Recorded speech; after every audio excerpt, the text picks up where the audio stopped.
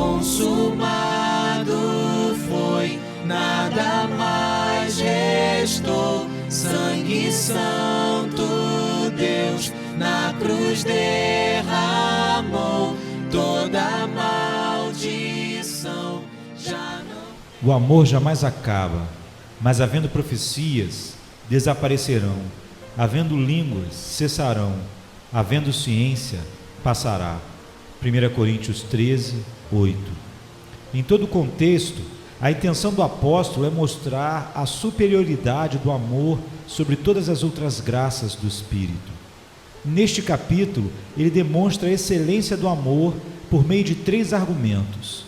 Primeiro, mostrando que ele é o dom mais essencial e que todos os outros nada são sem ele. Segundo, mostrando que dele procedem todas as boas disposições e atos.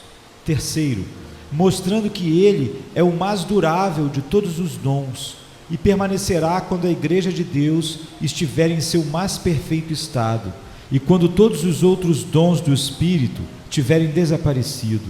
No texto pode ser observado 2 coisas. Primeiro, que uma das características do amor pela qual sua excelência é demonstrada é que ele é incessante e eterno.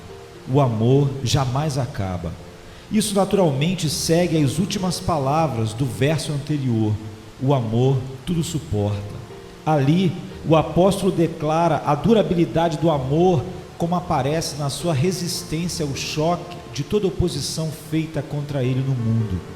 O apóstolo vai mais adiante e declara que o amor não somente dura até o fim do tempo, mas também por toda a eternidade.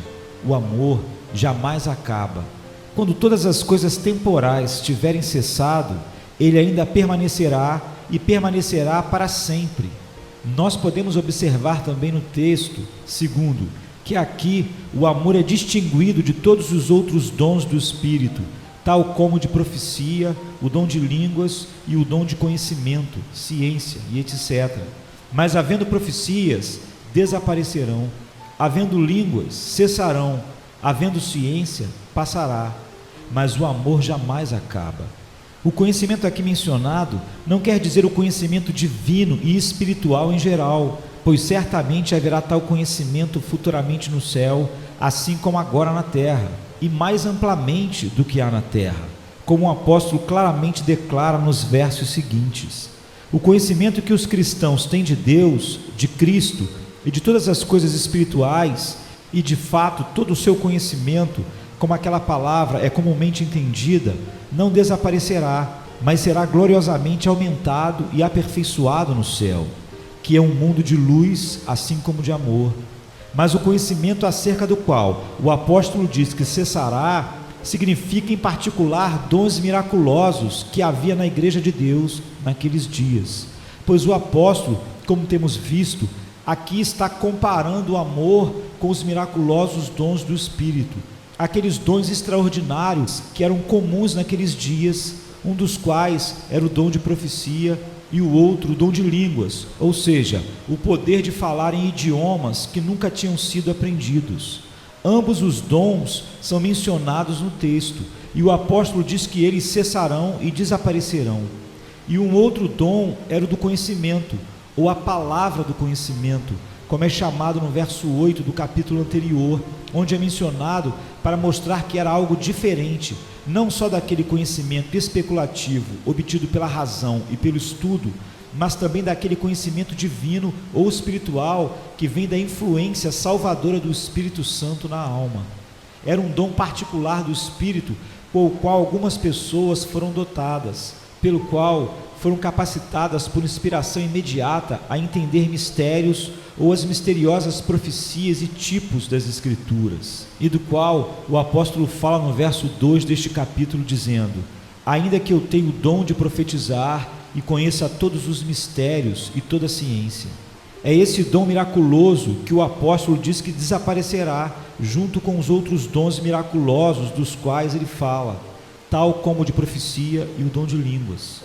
Todos esses foram dons extraordinários, outorgados por um período para a introdução do cristianismo no mundo. E quando este seu propósito fosse alcançado, eles deveriam todos cessar e desaparecer, mas o amor é para nunca cessar. Assim, o apóstolo claramente ensina, como a doutrina do texto, que aquele grande fruto do Espírito, no qual o Espírito Santo será comunicado à igreja, não somente por um período, mas eternamente, é o amor.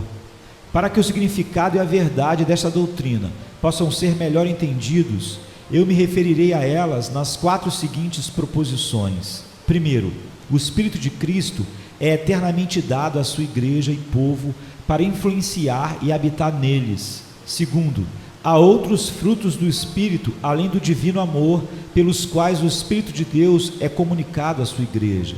Terceiro, estes outros frutos são apenas para uma época, ou já cessaram, ou em algum tempo cessarão.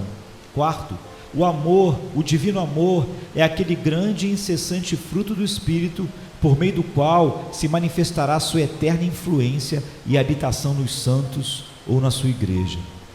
Em primeiro lugar, o Espírito de Cristo é eternamente dado à sua igreja e povo para influenciar e habitar neles. O Espírito Santo é a grande aquisição ou dom adquirido de Cristo.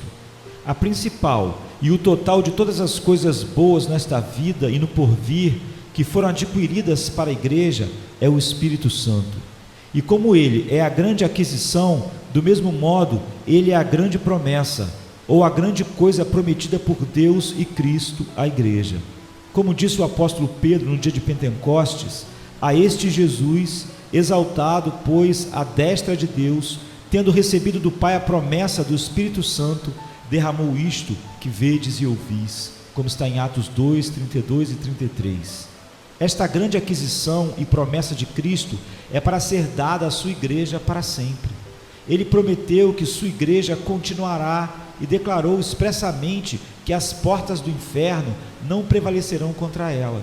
E para que ela possa ser preservada, ele tem dado o seu Espírito Santo a cada verdadeiro membro dela, e prometido a permanência daquele Espírito neles para sempre.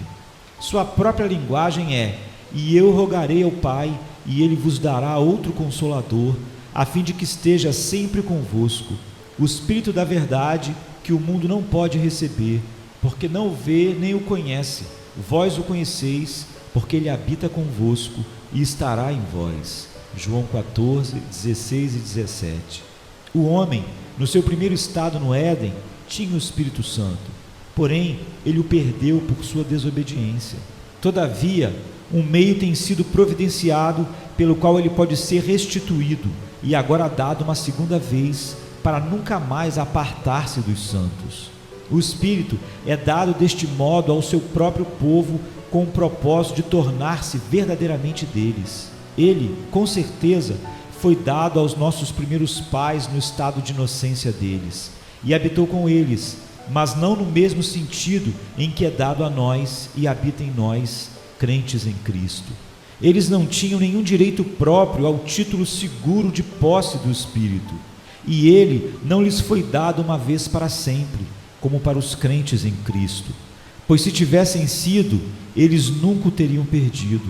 Todavia, o Espírito de Cristo não é somente comunicado àqueles que são convertidos. Ele lhes é transferido por meio de uma aliança segura, para que torne-se deles próprios. Cristo torna-se deles e, portanto, sua plenitude é deles, sua aquisição, promessa e possessão segura. Mas, em segundo lugar, há outros frutos do Espírito, além daquele que sumariamente consiste em amor, o divino amor, pelos quais o Espírito de Deus é comunicado à sua igreja. Por exemplo, 1.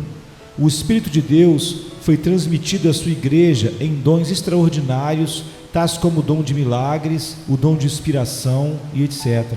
O Espírito de Deus parece ter sido comunicado à igreja em tais dons anteriormente aos profetas no tempo do Velho Testamento e aos apóstolos, aos evangelistas, aos profetas, aos primeiros ministros do Evangelho em geral e também às multidões de crentes comuns no tempo do Novo Testamento.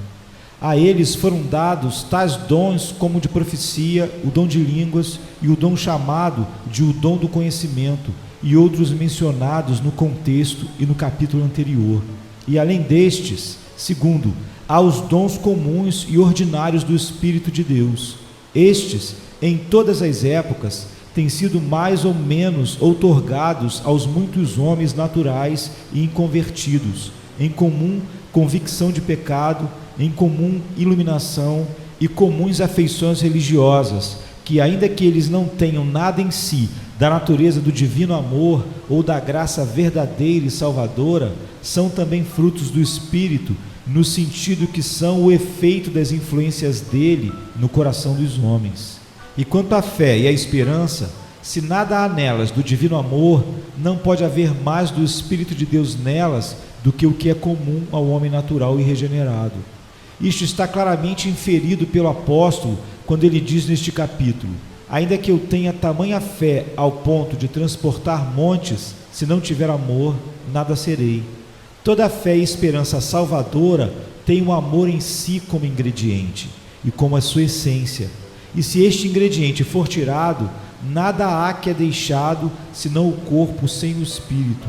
E isto não é nada salvífico, mas, quando muito, apenas um fruto comum do espírito. Mas, em terceiro lugar, todos estes outros frutos do espírito são apenas para uma época e ou já cessaram ou em algum tempo cessarão. Quanto aos dons miraculosos de profecia de línguas e etc., eles são apenas de uso temporário e não podem ser continuados no céu. Eles foram dados unicamente como meios extraordinários de graça que Deus outrora agradou-se em conceder à sua igreja no mundo. Porém, quando os santos que outrora gozaram do uso destes meios foram para o céu, tais meios de graça cessaram, pois eles não mais eram necessários. Não há ocasião para quaisquer meios de graça no céu, quer ordinários, tais como os comuns e estabelecidos meios da casa de Deus, quer extraordinários, tais como os dons de línguas, do conhecimento e de profecia.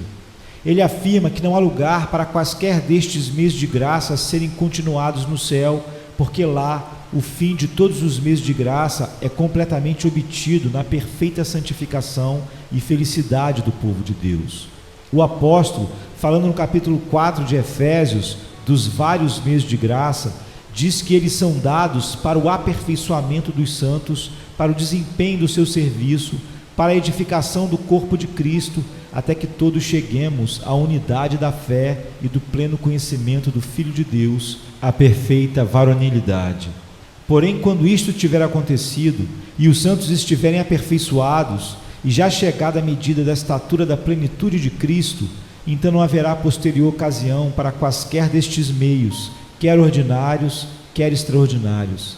Neste sentido, isto é muitíssimo semelhante aos frutos da lavoura, que necessitam de cultivo, chuva e luz solar, até que estão maduros e são colhidos, e então não necessitam mais destas coisas.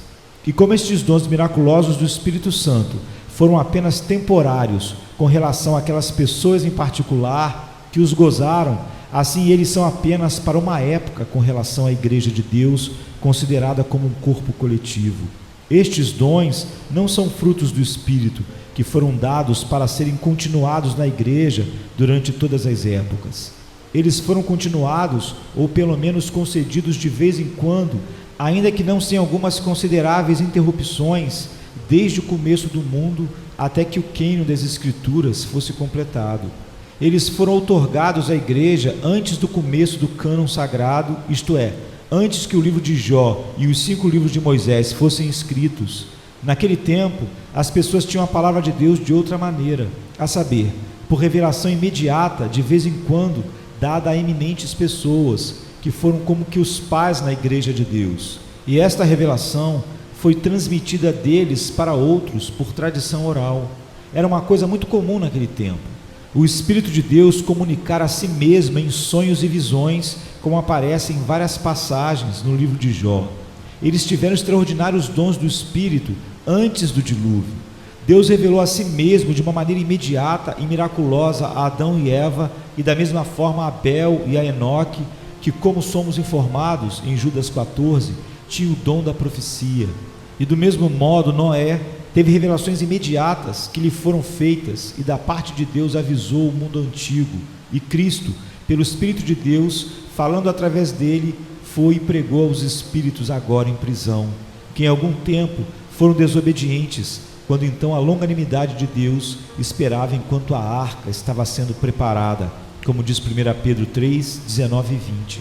E da mesma forma, Abraão, Isaque e Jacó foram favorecidos com revelações imediatas, e José tinha extraordinários dons do Espírito, e assim também Jó e seus amigos. Desde este tempo até o tempo de Moisés, parece ter havido uma interrupção dos dons extraordinários do Espírito, e do tempo de Moisés até o tempo de Malaquias, eles foram continuados numa sucessão de profetas, ainda que com algumas interrupções. Depois deste, parece ter havido uma longa interrupção de uns 400 anos até a aurora do dia do Evangelho, quando o Espírito começou novamente a ser dado em seus dons extraordinários, como para Ana, Simeão, Zacarias, Isabel, Maria, José e João Batista. Estas comunicações do Espírito de Deus foram dadas para preparar o caminho para aquele que tinha o Espírito sem medida, o grande profeta de Deus, por meio de quem o Espírito é comunicado a todos os outros profetas. E nos dias da sua carne, os seus discípulos tiveram uma medida dos dons miraculosos do Espírito, sendo assim capacitados a ensinar e operar milagres.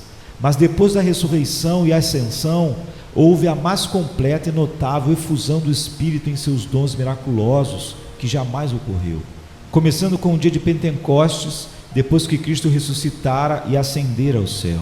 E como consequência disso, não somente aqui e ali uma pessoa extraordinária era dotada com estes dons extraordinários, mas eles eram comuns na igreja, e assim continuaram durante a existência dos apóstolos ou até a morte do último deles, até mesmo o do apóstolo João, que aconteceu cerca de 100 anos depois do nascimento de Cristo. De modo que os primeiros 100 anos da era cristã, ou o primeiro século, foi a era dos milagres. Todavia, logo depois daquilo, tendo sido completado o quêino das Escrituras, quando o apóstolo João escreveu o livro do Apocalipse, pouco antes de sua morte, estes dons miraculosos não mais foram continuados na igreja, pois agora havia sido completada uma firme revelação escrita da mente e da vontade de Deus, na qual Deus tinha plenamente gravado uma permanente e suficiente regra para a sua igreja em todas as épocas. E sendo desfeita a nação e igreja judia, e sendo estabelecida a igreja cristã e a última dispensação da igreja de Deus, os dons miraculosos do Espírito não eram mais necessários e, portanto, cessaram, pois ainda que haviam continuado na igreja por tantas épocas, eles cessaram.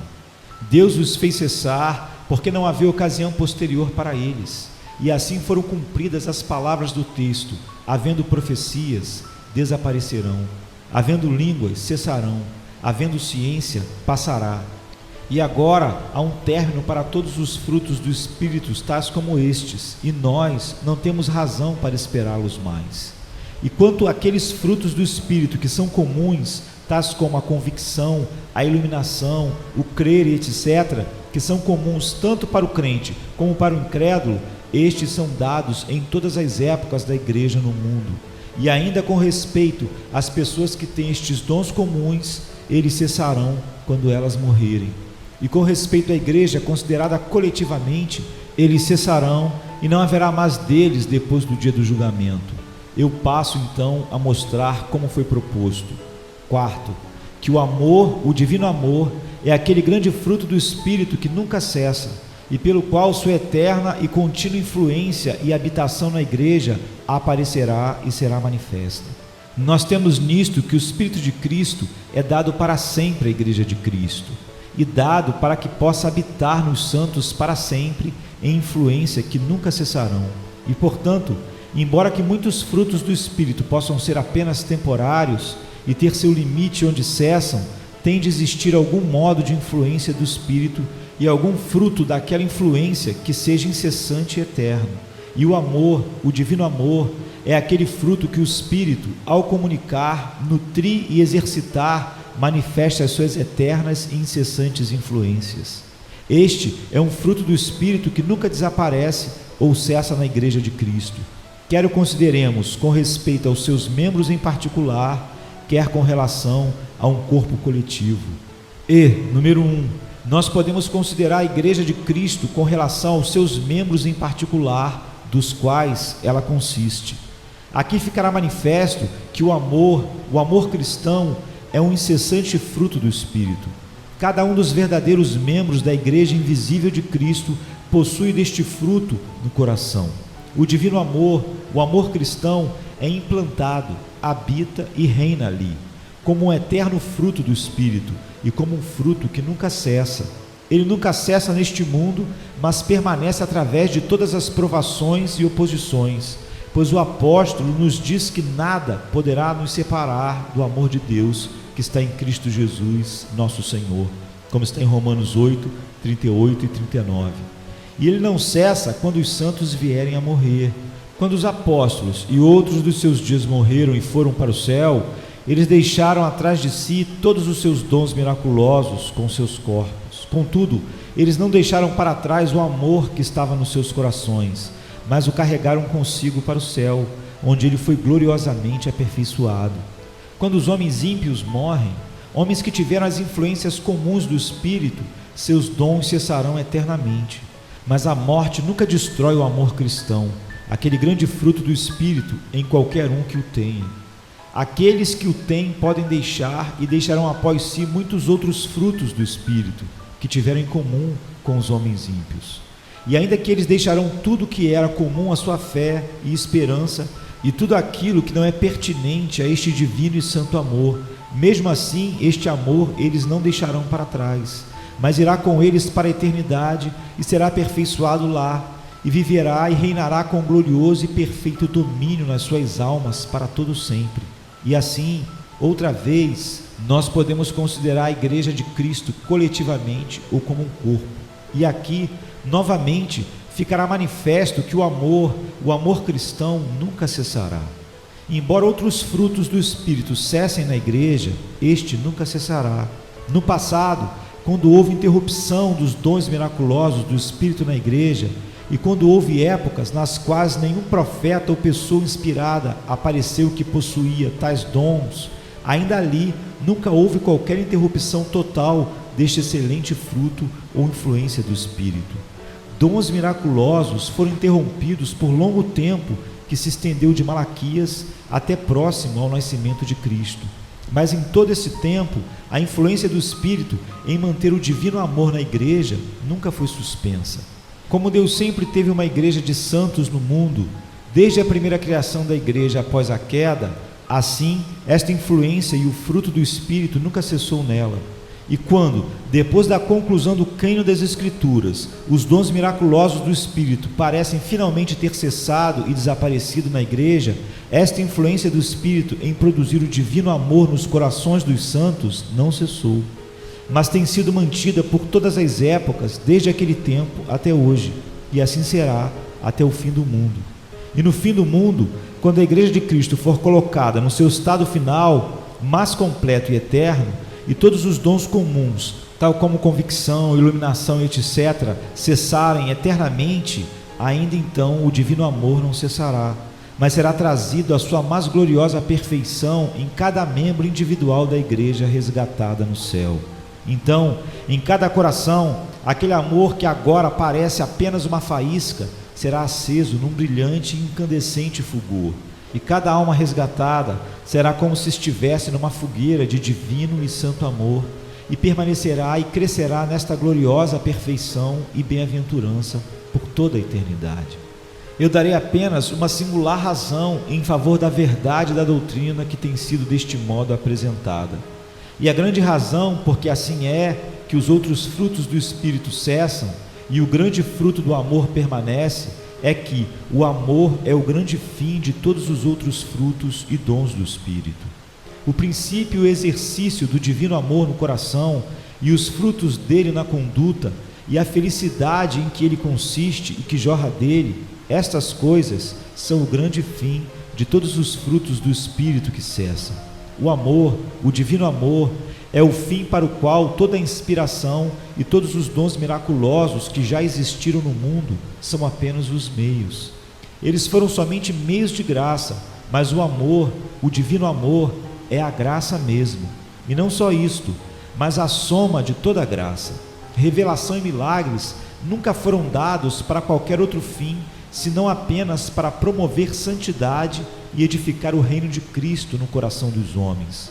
Mas o amor cristão é a soma de toda a santidade, e seu crescimento é apenas o crescimento do reino de Cristo na alma. Os frutos extraordinários do Espírito foram dados para revelar e confirmar a palavra e a vontade de Deus, para que os homens, crendo, possam ser conformados àquela vontade. E eles eram valiosos e úteis somente na medida em que tendiam para este fim. E daí, quando este fim foi obtido, e quando o cânon das Escrituras, o grande e poderoso meio de graça, foi completado, e as ordenanças do Novo Testamento e da última dispensação foram completamente estabelecidas, os dons extraordinários cessaram e chegaram ao fim, não sendo mais úteis. Dons miraculosos, sendo um meio para um fim posterior, são bons só enquanto se dirigem para aquele fim. Mas o divino amor é aquele fim mesmo, e portanto permanece quando os meios para ele cessam. O fim não é somente um bem, mas a mais elevada qualidade do bem em si mesmo, e portanto permanece para sempre. E assim é com relação aos dons comuns do Espírito, que foram dados em todas as épocas, tais como iluminação, convicção e etc. Eles não tiveram nenhum bem em si mesmos, e somente são úteis enquanto tendem a promover aquela graça e santidade que sumaria e radicalmente consiste em amor divino. E portanto, quando este fim é completamente satisfeito, haverá um término para sempre destes dons comuns, enquanto o divino amor, que é o fim de todos eles, permanecerá eternamente. Na aplicação desse assunto, eu observaria, em primeiro lugar, que não parece haver nenhuma razão para pensar, como alguns têm pensado, que os dons extraordinários do Espírito têm de ser restaurados à Igreja nos gloriosos e futuros tempos da prosperidade e bem-aventurança nos últimos dias. Vários teólogos têm sido da opinião que, quando vier a glória da Igreja nos últimos dias, da qual é falada na palavra de Deus, haverá novamente profetas e homens dotados com o dom de línguas, ou seja, de falar outros idiomas sem ter aprendido, e de operação de milagres, como foi nos tempos dos apóstolos, e alguns que estão vivendo agora parecem ser da mesma opinião. Mas aquilo que o apóstolo diz no texto e contexto não dá razão para imaginar qualquer coisa assim a partir do que as Escrituras dizem acerca da glória daqueles tempos, ou porque ela fala do estado da igreja naquele tempo como sendo muito mais glorioso do que já foi antes, ou como se dissesse que o Espírito de Deus será derramado em uma medida mais abundante do que já foi em tempos passados. Todas essas coisas podem acontecer sem haver tais dons extraordinários outorgados à igreja. Quando o Espírito de Deus é derramado com o propósito de produzir e promover o divino amor, ele é derramado de uma maneira mais excelente do que quando é manifesto em dons miraculosos. Isto o apóstolo claramente ensina na última parte do capítulo anterior, onde, depois de enumerar vários dons miraculosos, ele aconselha os crentes a desejarem ou procurarem os melhores dons, mas então acrescenta: e eu passo a mostrar-vos ainda um caminho mais excelente, isto é, procurar a influência do Espírito de Deus operando amor, o divino amor no coração. Certamente, as Escrituras, quando estão falando do futuro estado glorioso da igreja, como sendo um tão excelente estado, não nos dão nenhuma razão para concluir que o Espírito de Deus será derramado naquele tempo de alguma outra maneira do que deste modo mais excelente. E indubitavelmente, o modo mais excelente do Espírito é para o estado mais excelente da igreja. O estado futuro da igreja, sendo assim muito mais perfeito do que nos tempos anteriores, não inclina-se a provar que naquele tempo haverá dons miraculosos, mas antes, pelo contrário. Pois o apóstolo mesmo, no texto e contexto, fala destes dons extraordinários cessando e desaparecendo para dar lugar a uma qualidade de frutos ou influências do Espírito que são mais perfeitas. Se você apenas ler o texto em conexão com os 12 versículos seguintes, verá que a razão implícita porque profecia e língua cessam e o amor permanece é esta: que o imperfeito prepara o caminho para o perfeito, e o menos excelente para o mais excelente, e o mais excelente, ele declara, é o amor. profecia e milagres indicam imperfeição no estado da igreja, antes que a sua perfeição, pois eles são meios designados por Deus como uma âncora ou suporte, ou como um guia, se eu posso assim dizer, para a igreja em sua infância, antes que como mais adaptado a ela na sua maturidade. E é como tal que o apóstolo parece falar deles. Quando a igreja cristã começou, depois da ascensão de Cristo, ela estava na sua infância e então precisava de milagres e etc., para estabelecê-la. Mas tendo sido estabelecida e o queino das Escrituras tendo sido completado, eles cessaram, que de acordo com o argumento do apóstolo, revela a imperfeição deles, e quão mais inferior eles são àquele fruto ou influência do Espírito Santo que é visto no divino amor. Porque então deveríamos esperar que eles sejam restaurados outra vez quando a igreja estiver em seu mais perfeito estado. Todos esses dons miraculosos o apóstolo parece chamar de coisas de menino, em comparação com o nobilíssimo fruto do amor cristão. Eles estão adaptados ao estado infantil da igreja, enquanto o santo amor é mais para ser esperado no seu estado varonil e maduro. E em si mesmos eles são pueris em comparação com aquele santo amor que transbordará na igreja. E nem é a glória dos tempos futuros da igreja um argumento qualquer para a continuação, naqueles tempos, dos miraculosos dons do Espírito, pois certamente o estado da igreja naquele tempo não será mais glorioso do que o próprio estado celestial. E ainda o apóstolo ensina que no estado celestial todos estes dons não mais existirão, e a influência do Espírito em produzir o amor divino somente permanecerá. Nem parece que haverá qualquer necessidade de dons miraculosos a fim de realizar os gloriosos tempos futuros da igreja, pois Deus é capaz de realizá-los sem a instrumentalidade desses dons. Se o Espírito de Deus for derramado somente em suas graciosas influências de converter almas e de acender o amor divino nelas, em tal medida quanto Ele possa e queira, isto é bastante, sem revelações e milagres para produzir todos os efeitos que precisam ser produzidos, a fim de trazer os gloriosos tempos dos quais estamos falando. Como todos nós podemos estar convencidos pelo pouco que temos visto no recente derramamento do Espírito e avivamento nesta e nas cidades vizinhas. Se nós precisássemos de qualquer nova regra para seguirmos, e se as influências do Espírito, juntamente com a palavra de Deus, fossem insuficientes, então deveria haver alguma necessidade para a restauração de milagres. Mas não há necessidade qualquer de novas escrituras serem dadas, ou de quaisquer acréscimos a serem feitos àquelas que já temos, pois elas são em si mesmas a perfeita regra para a nossa fé e prática.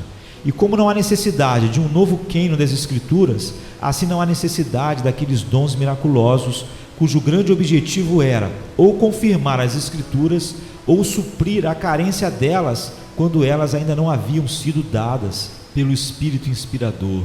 E 2. O assunto que temos considerado deve tornar as pessoas excedentemente cuidadosas quando a atenção que elas dão a qualquer coisa que possa aparecer com uma nova revelação, ou que possa reivindicar ser algum dom extraordinário do Espírito. Algumas vezes, uma pessoa pode ter a impressão na sua mente quanto a algo que ela acha que lhe foi imediatamente revelado que está para acontecer a respeito de si mesmo ou alguns dos seus parentes ou amigos, ou quando há algo que está para acontecer que antes lhe era oculto, e se não houvesse sido revelado, permaneceria ainda em segredo. Ou talvez ela acha que lhe tem sido revelado qual é o estado espiritual de alguma outra pessoa, ou da sua própria alma, de alguma outra maneira do que pelas marcas das Escrituras e pelas evidências da graça no coração. Algumas vezes, certas pessoas imaginam que tem uma imediata direção do céu para ir a algum lugar ou para fazer isto ou aquilo, pelas impressões imediatamente feitas nas suas mentes, ou de alguma outra maneira do que por aprender das Escrituras ou do raciocínio de que aquilo é seu dever.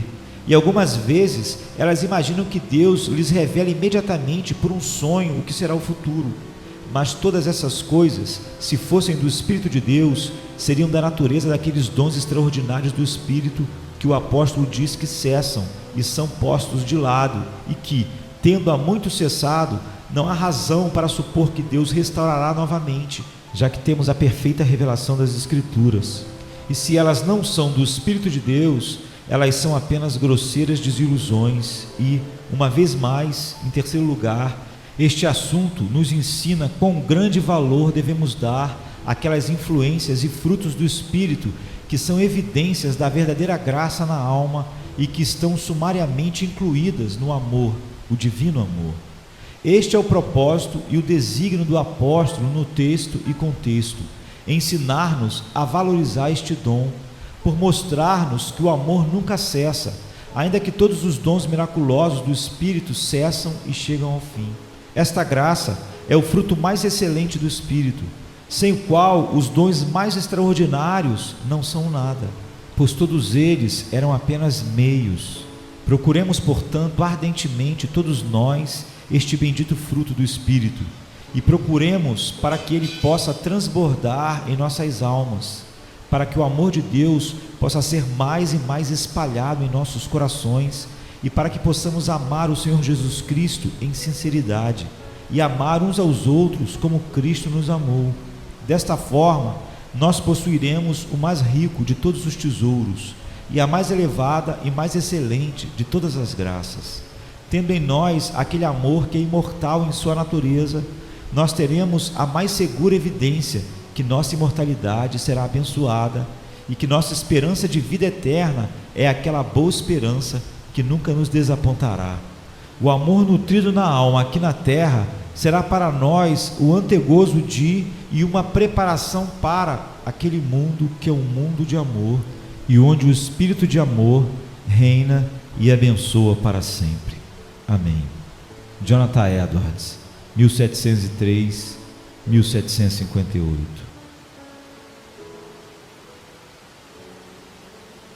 Consumado foi, nada mais restou. Sangue santo, Deus na cruz derramou.